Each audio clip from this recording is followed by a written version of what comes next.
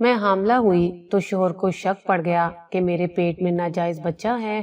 اس نے مجھے طلاق دے کر نکال دیا۔ میں ایک ہوٹل میں جاب کرنے لگی جب ایک دن وہاں ایک دولت مند شخص آیا اور بولا، اگر تم میرے بیٹے کی دیکھ بھال کرو تو میں تمہیں یہاں سے ڈبل تنخواہ دوں گا۔ میں اس کی بات مان کر اس کے ساتھ چلی گئی۔ اس بنگلے کے باہر میری ساس بھیک مانگ رہی تھی اور اندر جا کر جیسے ہی میں نے اس کے بیٹے کے اوپر سے کالی چادر ہٹائی، میرا دل پھٹ گیا، کیونکہ میرا رشتہ شہر کے ایک بہت بڑے کاروباری گھرانے سے آیا تھا، لیکن ہمارے گھر اور ہماری غربت کو دیکھ کر لڑکے کی ماں نے اس رشتے سے انکار کر دیا تھا۔ یہ لمحہ میرے لیے کسی قیامت سے کم نہ تھا۔ میں نے اپنی آنکھوں سے گرتے آنسو صاف کیے اور پہلی بار میں نے خود سے کہا، اگر قسمت نے مجھے سادگی دی ہے تو میں ثابت کروں گی کہ میرا صبر کسی بھی دولت سے زیادہ قیمتی ہے۔ یہ وہ لمحہ تھا جب میں نے زندگی کی کڑوی حقیقت کو قبول کیا اور اپنے اندر ایک نیا عزم پیدا کیا۔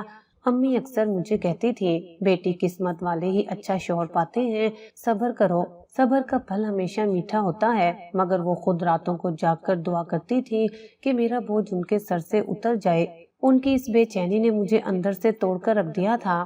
وقت دھیرے دھیرے رینگ رہا تھا اور حالات وہیں کے وہیں تھے۔ ہر صبح ایک نئی امید لاتی اور ہر شام ایک نئی مایوسی کے ساتھ غروب ہوتی، لیکن قسمت نے پہلے امتحان لکھا پھر کہانی۔ یہ وہ مرحلہ تھا جب مجھے لگنے لگا تھا کہ شاید میری زندگی ایسے ہی گزر جائے گی، دوسروں کی شادیاں دیکھ کر اور اپنے لیے دعائیں مانگ کر، مگر اللہ کا کرم ہمیشہ سے ہی غیر متوقع رہا ہے۔ ایک دن محلے میں ایک عجیب خبر پھیلی جس نے سب کو حیران کر دیا۔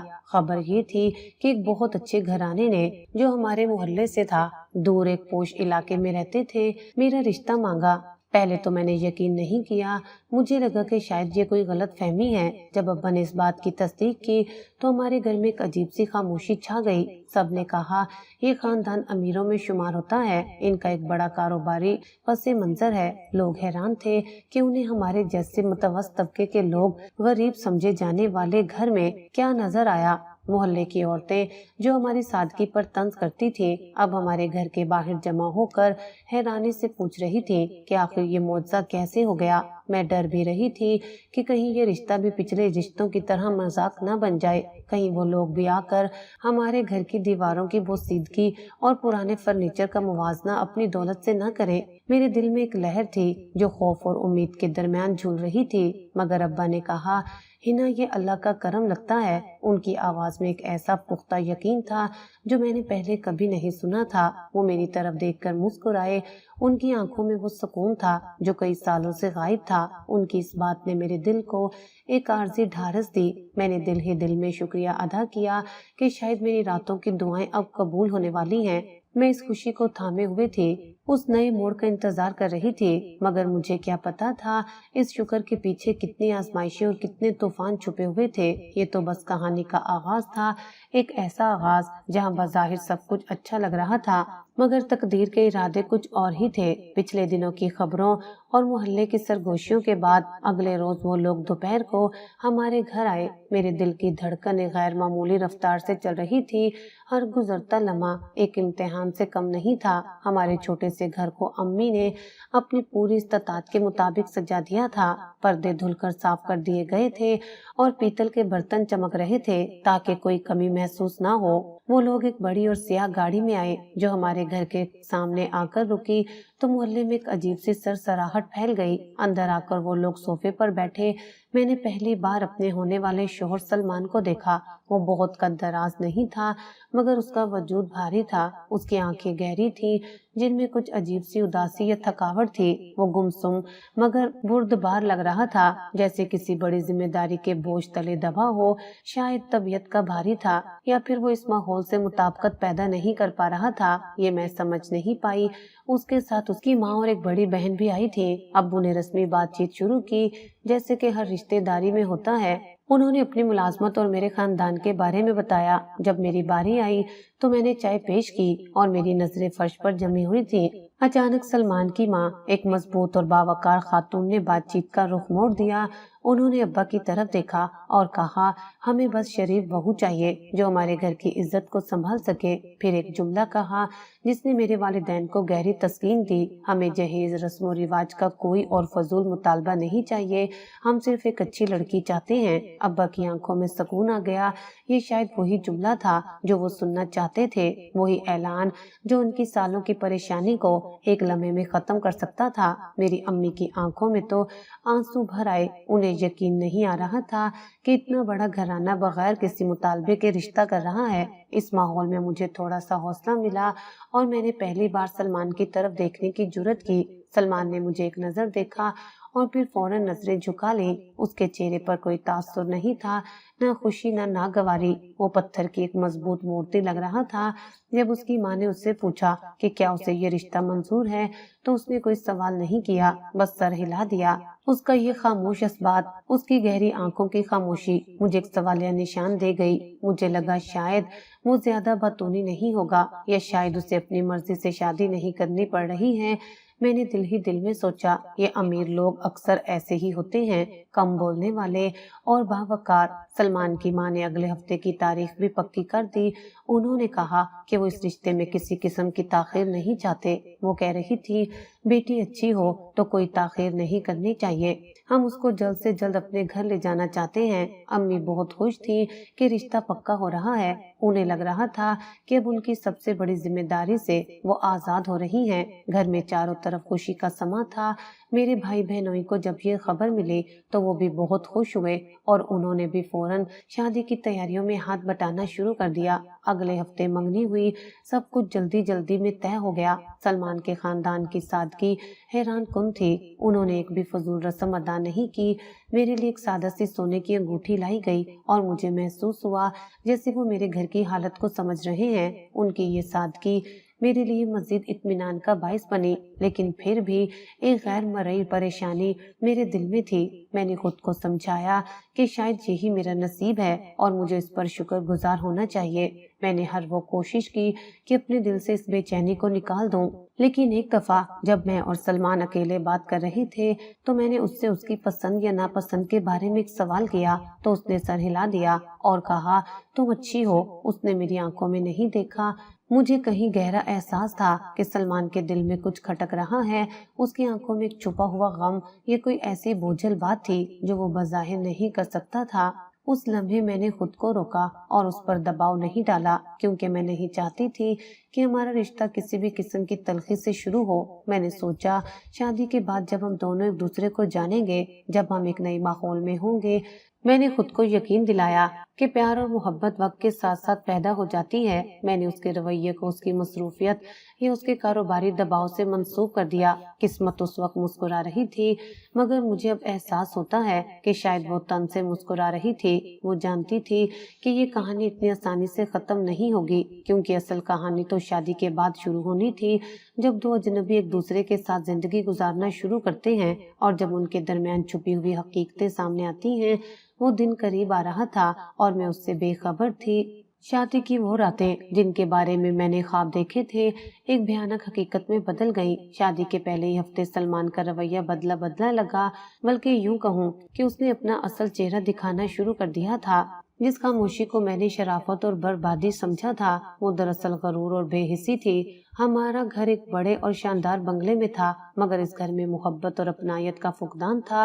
वो मुझसे बात कम और हुक्म ज्यादा करता था। उसकी हर बात में एक सख्त लहजा होता था, जैसे मैं उसकी बीवी नहीं बल्कि उसके घर की एक मुलाजमा हूँ। अगर मैं कोई काम कर रही होती या कोई चीज गलती से मेरे हाथ से गिर जाती या मैं किसी काम में थोड़ी देर हो जाती तो वो तन से कहता, सीख कर आई नहीं थी, तुम्हारे माँ बाप ने तुम्हें क्या सिखाया है। उसके ये अल्फाज मेरे दिल में छेद कर जाते थे और मैं अपने गरीब घर और वालिदैन की याद में आंसू बहाती थी। सबसे ज्यादा मुश्किल उसकी माँ की मौजूदगी थी। वो हर वक्त उसे मेरे खिलाफ भड़काती रहती थी कि हम इसको इतनी शान से ब्याह कर लाए हैं और ये लड़की, इसे तो बर्तन धोने का भी सलीका नहीं है। या कभी कहती, इसके वालिदैन ने तो कुछ जहेज भी नहीं दिया, अब ये क्या काम करेगी।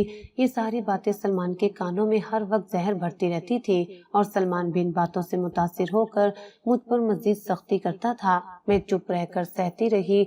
मुझे ये यकीन था कि शायद मेरे सब्र से ये घर बस जाए। मैंने सोचा कि ये नई शादी है, नए घर के असूल हैं और मुझे इन्हें अपनाने में वक्त लगेगा। मैंने उसकी हर बात मानी, हर हुक्म की तामील की, मगर सलमान की आवाज का तंज मेरे दिल को हर रोज चीरता था। वो इस तरह बात करता जैसे मैं कोई लवारिस हूँ जिसका कोई सहारा नहीं है। एक रात खाने पर जरा सा नमक ज्यादा हो गया तो उसने मेरी प्लेट उठाकर फेंक दी और गुस्से में कहा, क्या यही सीख कर आई हो? जाओ और अपने वालिदैन से कहो कि उन्होंने तुम्हें कुछ भी नहीं सिखाया। मैं रोने लगी, मगर उसने मेरी तरफ देखा भी नहीं। रात को अक्सर वो गुस्से में छोटी छोटी चीजें फेंक देता, जैसे रिमोट कंट्रोल या कोई किताब। मुझे उसके गुस्से से बहुत डर लगता था। मुझे लगता था कि शायद मैं ही ना काफी हूँ, शायद मैं उस अमीर घर की बहू बनने के लायक नहीं हूँ। मैंने अपनी तालीम, अपने हुनर और अपनी सलाहियतों को भूलकर सिर्फ उसके घर के कामों पर तवज्जो देना शुरू कर दिया। एक दिन मैंने हिम्मत करके उससे बात करने की कोशिश की कि हम दोनों के दरमियान क्या मसला है, तो उसने गुस्से में मेरी तरफ देखा और कहा, तुम बस घर का काम ही करना, जुबान कम चलाना। उसने ये जुमला इस कदर सर्द महरी से कहा कि मेरे दिल की हर ख्वाहिश, हर उम्मीद मुंजमद हो गई। मुझे लगा जैसे मेरा वजूद इस घर में सिर्फ एक बेजान चीज की तरह है। मैं अंदर ही अंदर टूटती जा रही थी। मेरा इत्मीनान खत्म हो चुका था। सलमान के जुल्म का असर और मेरी खामोश कशिश, उस सख्त रवैये की वजह से मेरी ज़हनी हालत रोज बरोज खराब होती जा रही थी। मैंने कमरे के कोने में चुपचाप रोना अपनी जात का एक मामूल बना लिया था। घर में हर वक्त गैर मरई घुटन महसूस होती थी, जैसे मैं हवा में नहीं बल्कि पानी के अंदर रह रही हूँ, जहाँ सांस लेना भी मुश्किल था। सलमान का रवैया मेरे लिए नाकाबिले फहम था। मैंने उससे शादी सिर्फ मोहब्बत की बुनियाद पर तो नहीं की थी, मगर मुझे ये उम्मीद थी कि वो एक मुहज्जिब और बाइखलाक शख्स होगा, जैसा कि रिश्ता तय करते वक्त जाहिर हुआ था। अब मुझे शक होने लगा था, क्या वो वाकई खामोश और बावकार था या वो महज किसी दबाव में आकर खामोश था। मैंने एक दिन अपनी नंद से बात करने की कोशिश की, जो कभी कभार हमारे घर आती थी। मैंने उससे बहुत धीमे लहजे में पूछा कि सलमान के रवैये में क्या तब्दीली आई है, मगर उसने मुझे सख्ती से डांटा, तुम्हें मेरे भाई के बारे में ज्यादा सवाल नहीं करने चाहिए। तुम एक गरीब घर की लड़की हो, तुम्हें शुक्र करना चाहिए कि तुम्हें इतना बड़ा घर और इतनी दौलत मिली है। उसकी बातों ने मेरे शक को मजीद गहरा कर दिया और मैंने अपने आप में ही सिमटना शुरू कर दिया। रातों को जब सलमान सो जाता तो मैं छुपकर अपने मोबाइल फोन पर अपने पुराने घर की तस्वीर देखती थी। वो सादगी, वो सुकून और वो मोहब्बत, मुझे उन तमाम चीजों की शिद्दत से कमी महसूस होती थी। मैंने महसूस किया कि ये दौलत का पिंजरा है जहाँ मेरे ख्वाबों को कैद कर लिया गया है। मेरे वालिदैन को जब मैं फोन करती तो मैं झूठ बोलती कि मैं बहुत खुश हूँ। मेरी वालदा मेरी आवाज में तब्दीली महसूस करती थी, मगर मैं उन्हें मुतमईन कर देती कि बस नए माहौल में एडजस्ट हो रही हूँ। मैं नहीं चाहती थी कि मेरी वजह से वो परेशान हो। एक शाम जब सलमान दफ्तर से वापस आया तो वो गुस्से में था। वो सारे दिन का दबाव मुझ पर निकालने लगा। उसने मुझे एक मामूली बात पर सख्त सुस्त कहा और चीख कर बोला कि मैं उसकी जिंदगी में एक बोझ हूँ। इस जुमले ने मेरे दिल के टुकड़े कर दिए। मैंने सोचा, अगर मैं बोझ हूँ तो फिर मुझे इस घर में क्यों लाया गया। उस वक्त मेरे जहन में ख्याल आया कि शायद उसने मुझसे शादी सिर्फ इसलिए की थी ताकि वो अपने खानदान की इज्जत बचा सके, या शायद वो किसी और से मोहब्बत करता होगा और मुझसे शादी करके वो अपनी मर्जी के खिलाफ हो गया था। वो कभी भी मेरे करीब नहीं आया, न ही उसने मुझसे किसी किस्म की जज्बाती वाबस्तगी का इजहार किया। मैं इस ज़हनी अजियत और तौहीन की इंतहा पर पहुंच चुकी थी और मैंने एक रात सोचा कि मैं ये घर छोड़कर अपने वालिदैन के पास वापस चली जाऊंगी। मैंने अपना एक पुराना बैग निकाला, मगर मेरे वालिद का जुमला याद आया, किसी के जुल्म के सामने हार मत मानना। इस जुमले ने मुझे रोका। मैंने खुद को कहा कि मैं साबित करूंगी कि मैं सिर्फ गरीब नहीं बल्कि एक साबिर और वफादार बीवी भी हूँ। मगर वक्त बदलने से पहले एक हादसा बदल गया हमारी पूरी जिंदगी। ये हादसा उस दिन हुआ जब मैं सलमान के जुल्म और अपनी बेबसी की इंतहा को पहुंच चुकी थी। किस्मत ने एक ऐसा मोड़ लिया जिसके बारे में हम में से किसी ने सोचा भी नहीं था। ये मोड़ दरअसल मेरे सब्र का इम्तिहान था और मेरे लिए एक ऐसी कहानी का आगाज था जहाँ मुझे अपनी कीमत का अंदाजा होगा। सलमान के बदले हुए रवैये के बाद, जिसने मेरी जिंदगी को एक जहन्नम बना दिया था, तकदीर ने एक और ही खेल खेला। एक रात सलमान देर से घर आ रहा था। वो अक्सर अपने दोस्तों के साथ कारोबारी मामलात या बेफिक्र जिंदगी के मजे लूटने में मसरूफ रहता था। उस रात वो बहुत ज्यादा देर कर चुका था। میں اپنے کمرے میں بوجھل دل کے ساتھ بیٹھی تھی اور اس کے آنے کا انتظار کر رہی تھی تاکہ دن کے آخری احکام کی تعمیل کروں۔ تقریباً آدھی رات کا وقت تھا جب فون کی گھنٹی غیر معمولی شدت سے بجی۔ میں نے ڈرتے ڈرتے کال اٹھائی۔ دوسری طرف سے ایک اجنبی کی بھاری اور پریشان آواز آئی جس نے بتایا کہ اس کی گاڑی کا ایک بڑا اور شدید حادثہ ہو گیا ہے۔ میری دنیا میرے پاؤں تلے سے نکل گئی۔ میں نے فوراً امی ساس کو جگایا اور ہم دونوں بھاگتے ہوئے ایمبولینس کے پیچھے پیچھے اسپتال پہنچے۔ وہاں کا منظر دل دہلا دینے والا تھا۔ سلمان خون میں ڈوبا ہوا تھا۔ اس کا چہرہ زخموں اور مٹی کی وجہ سے پہچاننا بھی مشکل تھا۔ میں سکتے کی حالت میں کھڑی تھی۔ میری آنکھوں کے سامنے وہ ظالم شوہر نہیں بلکہ ایک بے بس اور زخمی انسان تھا۔ ڈاکٹروں نے ہمیں ICU کے باہر انتظار کرنے کو کہا۔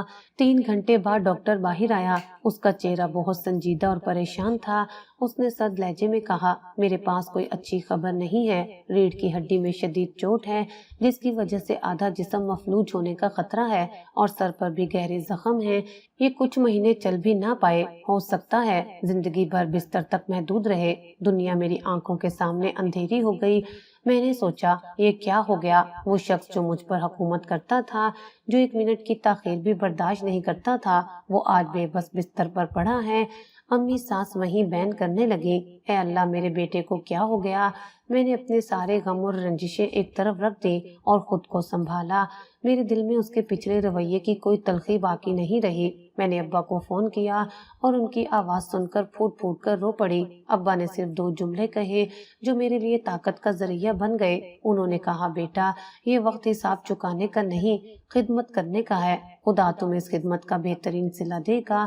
ابا کی ان باتوں نے مجھے ایک نئی طاقت دی۔ میں نے ڈاکٹروں سے تفصیلی بات کی، ہر دوائی اور علاج کے بارے میں سمجھا۔ 1 ہفتے بعد میں اسے اسپتال سے گھر لائی اور وہ بڑا بنگلہ جو کبھی میرے لیے قید خانہ تھا اب ایک ہسپتال بن چکا تھا۔ زخم دھونا، کپڑے بدلوانا اور اس کی ضروریات پوری کرنا، یہ سب کام میں نے بغیر کسی شکایت کے کیے، جیسے میں اس کام کے لیے ہی پیدا ہوئی ہوں۔ اس کا جسم کمزور تھا، وہ خود سے کروٹ بھی نہیں لے سکتا تھا۔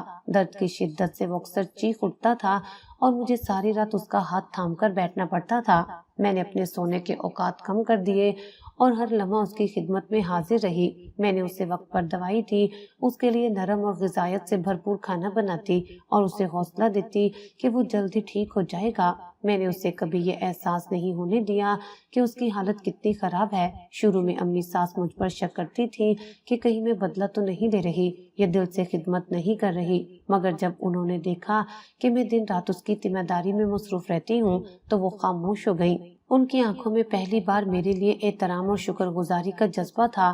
لوگ آ کر کہتے ہی نا، تم اولاد ہو ایسی، کوئی بیٹا بھی اتنی خدمت نہیں کر سکتا جتنی تم کر رہی ہو۔ محلے کے لوگ جو پہلے میرے گھر کی سادگی پر طنز کرتے تھے اب میرے صبر اور میری خدمت کی تعریف کر رہے تھے۔ ایک دفعہ ان کے کاروباری پارٹنرز آئے اور انہوں نے سلمان سے کہا، سلمان تم دنیا میں بہت خوش قسمت ہو کہ تمہاری بیوی ایسی ہے، ورنہ اس دور میں کون کسی کی ایسی بے لوث خدمت کرتا ہے۔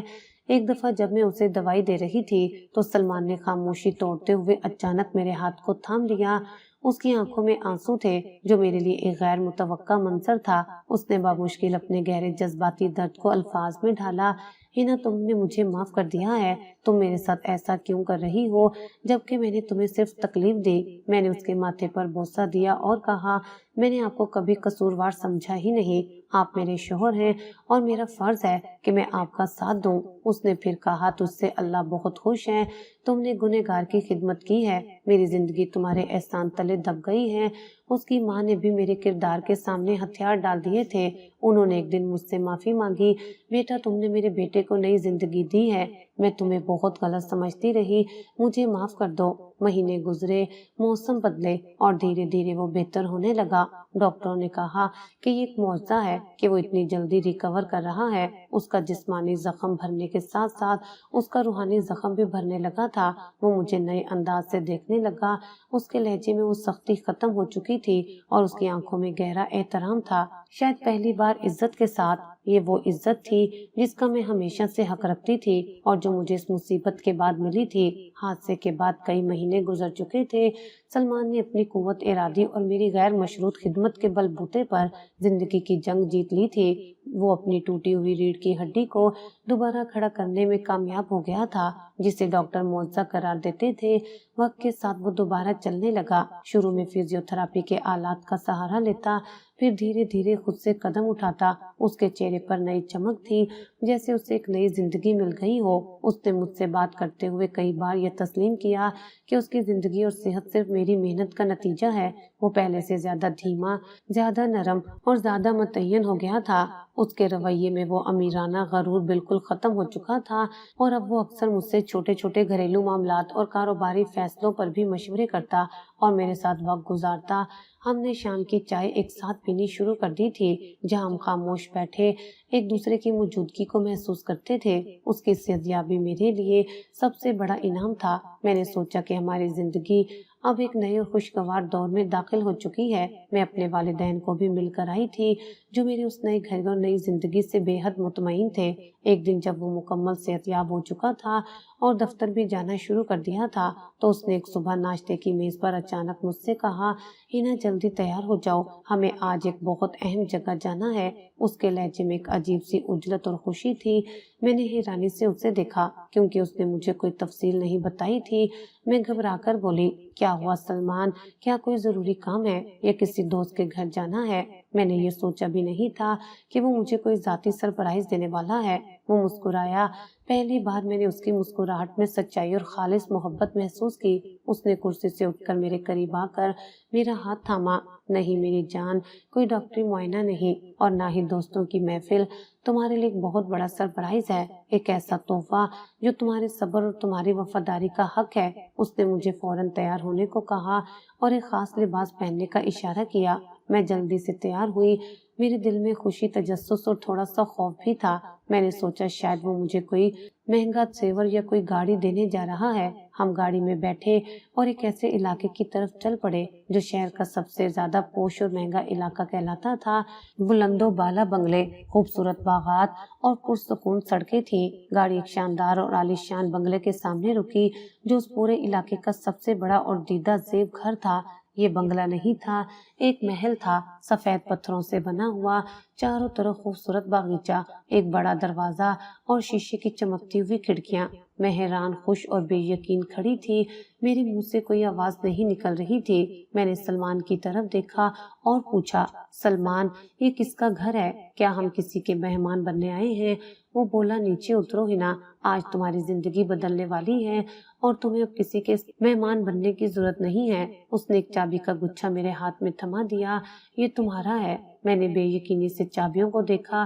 میں ابھی بھی سکتے کی حالت میں تھی۔ مجھے لگا جیسے میں کوئی خواب دیکھ رہی ہوں۔ یہ آپ کیا کہہ رہے ہیں سلمان؟ وہ میرے والدین کے الفاظ دہرانے لگا۔ جب تم میرے لیے دن رات جاگ رہی تھی، میری زندگی بچا رہی تھی، تب میں نے خدا سے وعدہ کیا تھا کہ اگر میں زندہ بچ گیا تو تمہیں دنیا کی ہر خوشی دوں گا۔ یہ اس وعدے کی ایک جھلک ہے۔ محلے والوں کو بھی خبر ہو گئی تھی اور ہمارے پرانے گھر کے آس پاس بھی لوگوں میں سرگوشیاں شروع ہو گئی تھی۔ سب کہتے تھے سلمان اسے بنگلہ دے رہا ہے، یہ سب ہینا کی خدمت کا انعام ہے اور اس کے صبر رنگ لایا ہے۔ لوگ اب میرے والدین سے مل کر مبارک باتیں دے رہے تھے اور میں خدا کا شکر ادا کر رہی تھی کہ میرے آنسو ضائع نہیں ہوئے۔ میں نے سوچا کہ یہ میری وفاداری اور میری نیک نیتی کا ثمر ہے، جس نے میرے شوہر کے پتھر دل کو بھی موم کر دیا۔ میں نے خود کو اندر سے بہت مضبوط محسوس کیا کہ میں نے مشکل وقت میں ساتھ نہیں چھوڑا۔ مگر جب میں نے سلمان کے چہرے پر غور کیا تو وہاں خوشی کی چمک تو تھی، مگر اس کے ساتھ کچھ ایسا تھا، ایک گہرا بوجھ، ایک افسردگی جو اس نے اپنے آپ میں چھپا رکھی تھی، جو میں پڑھ نہ سکی۔ وہ بار بار میری طرف دیکھتا جیسے کچھ اہم بات کہنا چاہتا ہو، مگر الفاظ اس کا ساتھ چھوڑ رہے ہوں۔ میں نے اس کے اس عجیب رویے کو صحت یابی کی تھکاوٹ سمجھ کر نظر انداز کیا اور اسے ماضی کی پرانی عادت سمجھ کر بھول گئی۔ میں نے دل مضبوط کیا اور اس کے ساتھ اندر قدم رکھا۔ ہمارے داخل ہوتے ہی کچھ نوکروں نے سلام کیا اور حال کے اندر کی خوبصورتی نے میری آنکھیں چندیا دی۔ سب کچھ نیا، سب کچھ قیمتی تھا۔ میری زندگی کی کہانی کا ایک نیا باب شروع ہو چکا تھا۔ مجھے کیا پتا تھا کہ اگلے دن میری دنیا پھر بدلنے والی ہے اور یہ بنگلہ جو میری خوش قسمتی کی علامت لگ رہا تھا، ایک بہت بڑے راز کو چھپا رہا تھا، جس کا انکشاف میرے صبر کو ایک بار پھر آزمائے گا۔ नए बंगले पर जाने से सिर्फ एक दिन पहले जब मेरे दिल में गैर मामूली खुशी और हल्की सी बेचैनी थी, मेरी नंद सारा अचानक हमारे घर आई।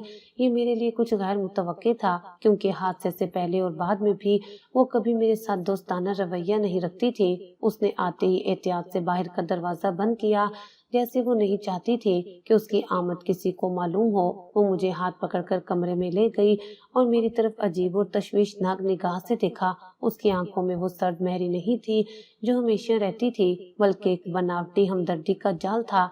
हिना, मुझे तुमसे एक बहुत अहम और नाजुक बात करनी है, उसने अपनी आवाज को सरगोशी की सतह पर लाकर कहा। उसकी इस अचानक गहरी संजीदगी ने मुझे बुरी तरह सहमाया।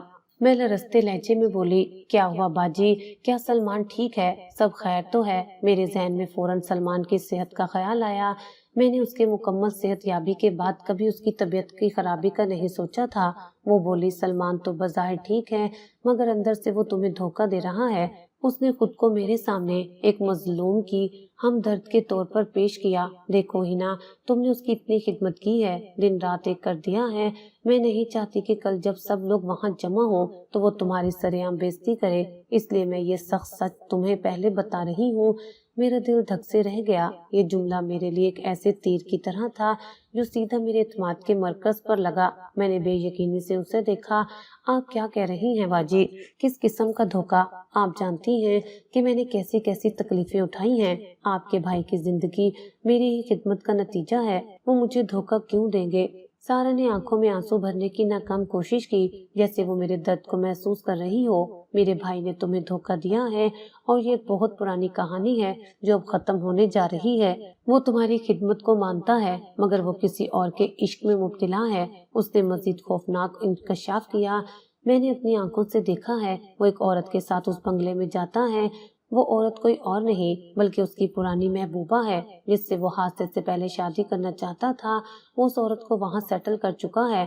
सारा ने अपनी बात को मजबूत करने के लिए एक वाकया सुनाया कि उसने किस तरह 2 दिन पहले सलमान को एक पोश इलाके के बैक स्ट्रीट पर देखा था और उसके साथ एक बहुत पुरकशिश और मुहज्जब खातून थी जो उसी बंगले के करीब से एक दुकान में दाखिल हुई थी। मैंने पीछा किया ही ना, क्योंकि मुझे शक हुआ और वो उसी बंगले की सिक्योरिटी से बात कर रही थी। मुझे पता चला कि वो सलमान की पार्टनर है और वो बंगला उसी के लिए खरीदा गया है। मैं लरज गई। आपको यकीन है क्या? आपने कोई सबूत देखा है? मेरे जहन ने फौरन इस सारी कहानी को झुठलाना चाहा, मगर सारा की तफसीलात कुछ ज्यादा ही मखसूस और खौफनाक थी। मैंने सलमान की वो रातें याद की जब वो हादसे से कबल देर से आता था और फोन पर सरगोशियों में बात करता था। वो बोली, मैंने देखा है और वो आज सबके सामने सच बताने वाला है। हकीकत ये है कि सलमान की बीमारी के वक्त भी उसने अपने वकील की वसीयत के लिए नहीं बल्कि जायदाद की तकसीम के लिए तैयार किया था। वो तुमसे जान छुड़वाना चाहता है, मगर तुम्हारी खिदमत ने उसे शर्मिंदा कर दिया। अब जब वो ठीक हो गया है और वो अपने पुराने इरादों को अमली जामा पहनाएगा। सारा ने मजीद कहा, वो बंगला तुम्हारे लिए नहीं खरीदा गया, वो बंगला उसी औरत के नाम होने वाला है ताकि वो तुम्हारी खिदमत का बदला किसी और शक्ल में देकर तुमसे छुटकारा हासिल कर सके। उसने मेरे कान में जहर भर दिया और साथ ही एक नई साजिश का ड्रामा भी रचा। उसने कहा कि बंगले में एक पार्टी रखी गई है जहां वो औरत को मुतारिफ करवाएगा। तुम वहां जाकर खुद को जलील मत करवाना। बेहतर है कि तुम कल का सफर ही मत करो और ये घर छोड़ दो। मेरा दिल बैठ गया, मेरी सांसें रुक सी गई, मेरी तमाम उम्मीदें, मेरा सब्र, सब कुछ रेजा रेजा हो गया। सारा के जाने के बाद मैं कमरे में अकेली रह गई और मेरा दिमाग सलमान के हाल ही के रवैयों को खंगालने लगा।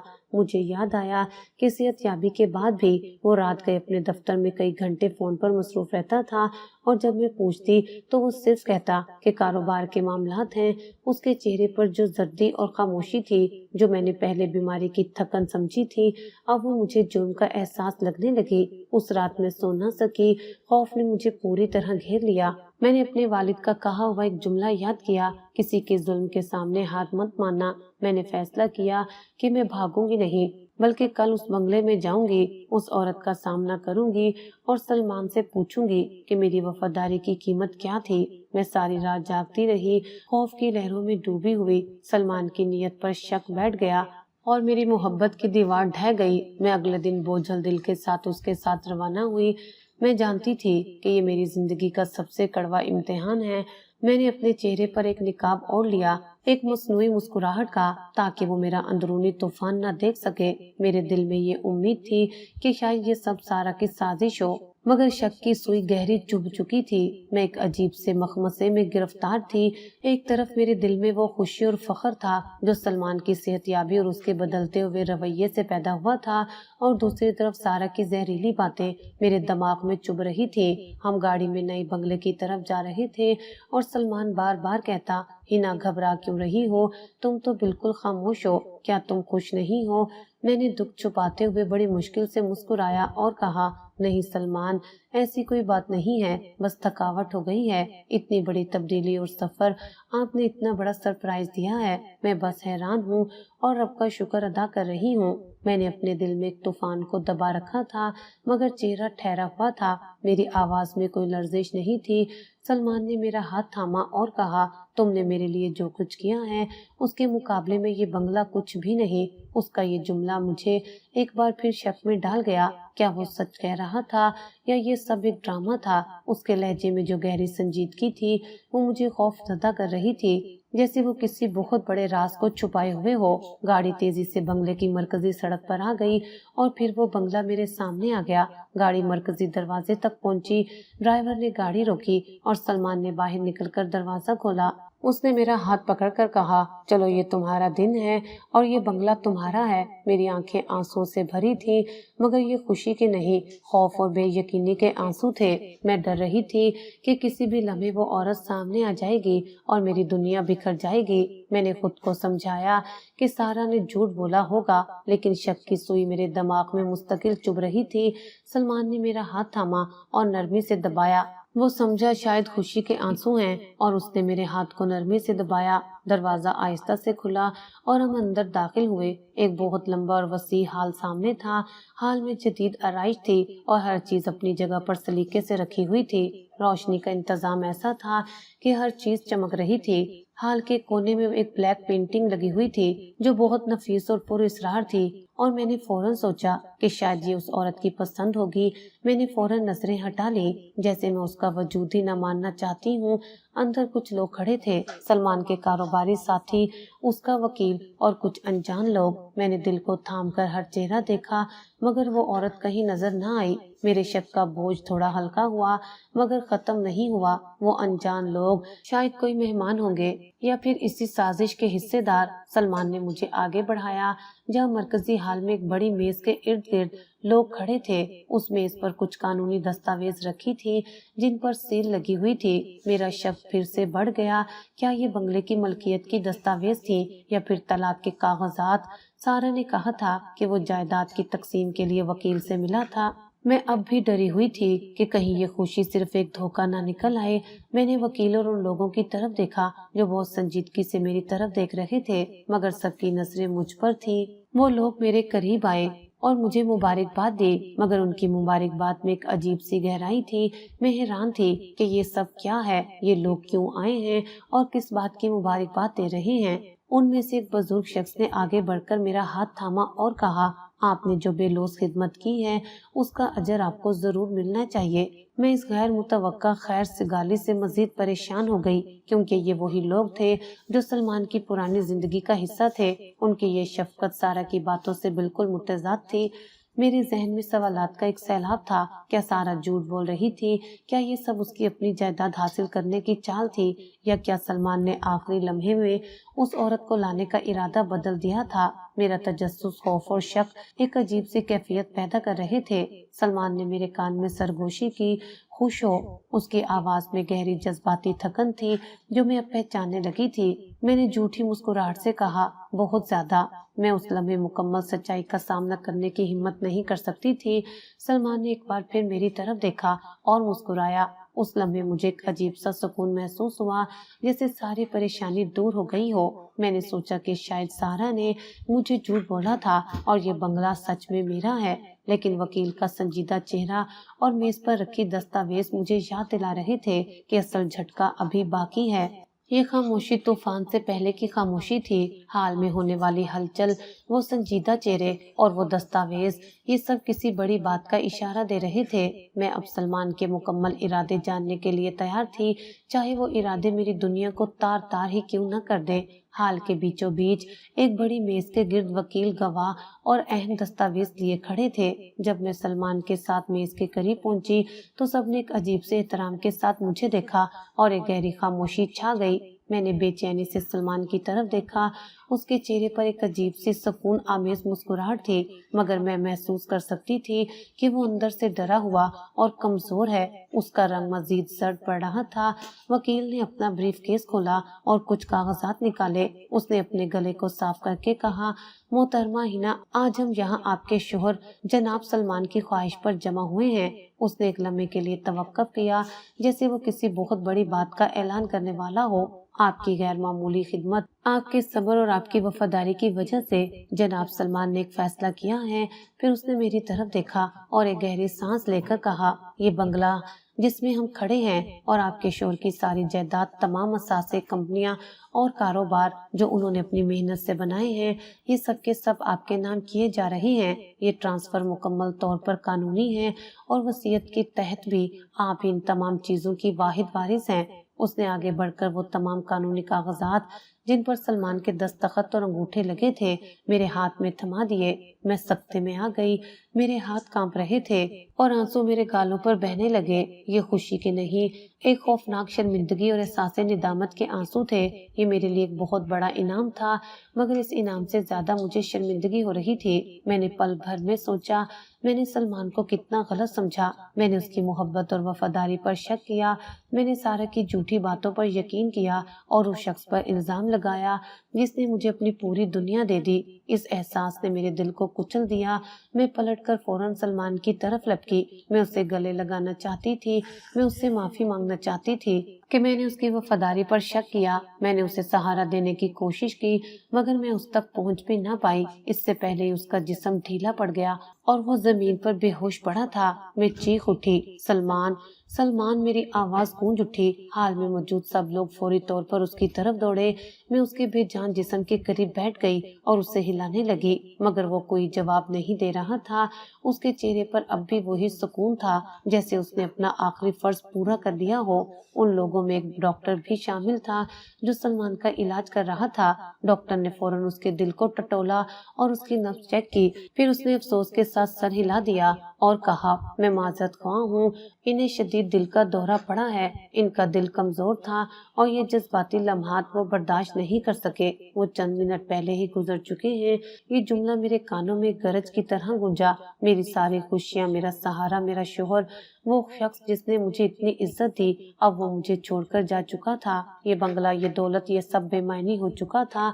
میں سلمان کے سینے پر سر رکھ کر زمین پر بیٹھ گئی اور پھوٹ پھوٹ کر رو پڑی۔ میری زندگی نے مجھے ایک ہی وقت میں سب کچھ دے دیا تھا اور سب کچھ چھین بھی لیا تھا۔ اچانک دروازہ زور سے کھلا اور میری نند سارا اندر آئی۔ وہ دروازے سے ہی صورتحال کو سمجھ گئی اور جب اسے پتہ چلا کہ سلمان فوت ہو چکا ہے تو اس کے چہرے پر خوشی کی ایک لہر دوڑ گئی، مگر جب اس نے مجھے وکیل کے پاس کاغذات کے ساتھ بیٹھے دیکھا تو وہ اپنا ہوش کھو بیٹھی۔ اس نے فوراً اپنا رویہ بدلا اور ایک مظلوم بہن کا روپ دھار لیا۔ اس نے میری طرف دیکھا اور پاگلوں کی طرح چیخنا شروع کر دیا، تم نے میرے بھائی کو مار دیا، یہ سب تمہاری نحوست کی وجہ سے ہوا ہے، تم اس کی دولت کے پیچھے تھی، تم نے اسے سکون نہیں دیا۔ وکیل نے سختی سے کہا، جناب آپ فوراً خاموش ہو جائیں، اب آپ کو یہاں سے فوراً نکلنا پڑے گا۔ یہ گھر، یہ ساری جائیداد اب سب اس عورت کے نام ہے، وصیت مکمل ہو چکی ہے۔ سارا کو یقین نہیں آیا۔ اس نے دیکھا کہ بنگلے کے کاغذات میرے ہاتھ میں ہیں۔ اس کے چہرے پر غصے، حیرت اور مایوسی کا ایک خوفناک امتزاج تھا۔ اس کی سازش ناکام ہو چکی تھی۔ پاگل پن کے عالم میں وہ چلائی۔ اس نے اپنے بال نوچنے شروع کر دیے اور ایک قدم میرے قریب آئی اور زور سے کہا، کیا دے دیا اسے؟ اس غریب گھر کی لڑکی کو۔ پھر غصے کے مارے اس کا راز اس کے منہ سے نکل گیا، ایک ایسا خوفناک اعتراف جس نے حال میں موجود ہر شخص کو ساکت کر دیا۔